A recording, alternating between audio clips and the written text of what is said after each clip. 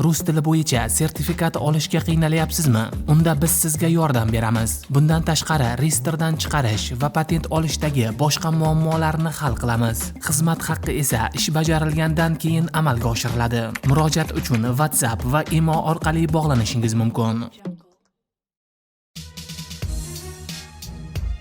Barchaga salom do'stlar.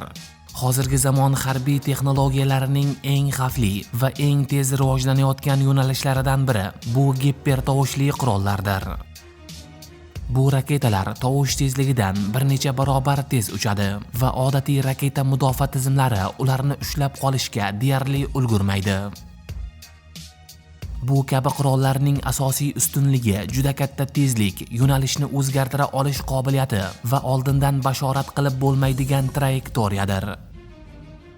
Iron Islom Respublikasi aynan shu kabi qurollar bilan Isroilning mudofaa tizimi Iron domini yorib o'tishga muvaffaq bo'ldi.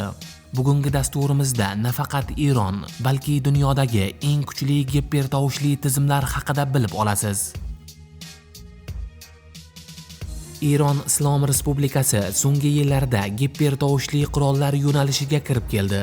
Ularning eng ko'p tilga olinadigan raketasi Fattoh hisoblanadi. Fattoh raketasi Iron tomonidan gipertovushli raketa sifatida taqdim etilgan bo'lib, u 13 dan 15 mah tezlikka erishishi mumkinligi aytiladi. Bu raketa manyovr qila oladigan jangovar kallak bilan jihozlangan va o'rta masofadagi nishonlarga tezkor zarba berish uchun mo'ljallangan. Iron bu qurol orqali o'zining mintaqaviy harbiy balansidagi o'rnini kuchaytirishga harakat qilmoqda. Xitoy ham gipertovushli qurollar bo'yicha juda faol rivojlanmoqda. Ularning eng mashhur tizimi DFZF gipertovushli gliderdir. DFZF odatda DF-17 ballistik raketasi bilan birga ishlatiladi. Raketa yuqori balandlikka chiqadi va undan keyin DFZF ajralib chiqib, gipertovush tezlikda nishonga yo'naltiriladi. Uning maksimal tezligi 5 mahdan yuqori bo'lib, ba'zi manbalarda 10 mah atrofida deb baholanadi. Uning eng xavfli jihati uchish vaqtida yo'nalishini o'zgartira oladi. Bu esa radar tizimlarini chalg'itadi. Hindiston ham bu poygada ortda qolmaslik uchun HSTDV texnologiyasini ishlab chiqdi.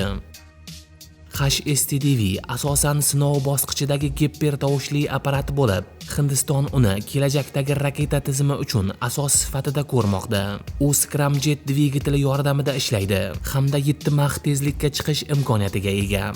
HSTDVning asosiy maqsadi uzoq masofali gipertovushli raketa texnologiyasini mustaqil rivojlantirish va kelajakda harbiy zarba quvvatini oshirishdir. Keyingi tizim Amerika Qo'shma Shtatlari tomonidan ishlab chiqarilgan EGM-183ARRW hisoblanadi. EGM havodan uchiriladigan gipertovushli raketa bo'lib, u bombardimonchi samolyotlardan tashlanadi. Raketa tezkor ravishda 15 mah tezlikka chiqishi mumkin. Uning asosiy maqsadi uzoq masofadagi strategik nishonlarni juda qisqa vaqt ichida yo'q qilishdir. EGM tizimi yuqori aniqlikka ega bo'lishi kerakligi bilan ajralib turadi. Ammo u hali to'liq jangovar xizmatda keng qo'llanilmagan texnologiya hisoblanadi. Qo'shma Shtatlar bu tizim orqali tezkor global zarba berish imkoniyatini kuchaytirmoqda. Oxirgi bo'lib Rossiya tomonidan ishlab chiqarilgan eng mashhur gipertovushli qurol Avangard tizimini ko'rib chiqamiz. Avangard oddiy ballistik raketa kabi uchiriladi, lekin kosmosga chiqqanida u glider shaklida ajralib chiqadi va atmosferaga qaytishda gipertovushli tezlikda sirpanib uchadi.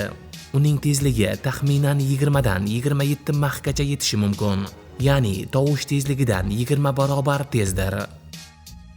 Uning eng muhim jihati shundaki, u uchish davomida manyovr qila oladi. Bu esa uni urib tushirishni deyarli imkonsiz qiladi. Avangard yadroviy kallak tashlash uchun mo'ljallangan bo'lib, uning zarba kuchi butun shaharni yo'q qilish darajasida baholanadi.